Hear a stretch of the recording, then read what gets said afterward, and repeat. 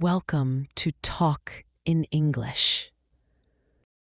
I am Ria, and I am so excited to have you here.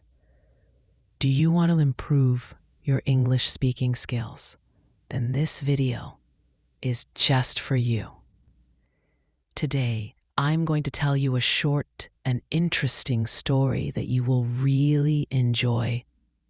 It's simple, easy to understand, and full of daily use English. So listen carefully and try to learn something new from it. Let's begin.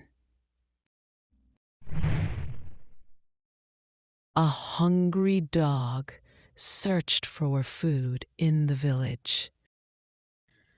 After some time, it found a big bone near a shop. With joy, the dog grabbed the bone and walked away.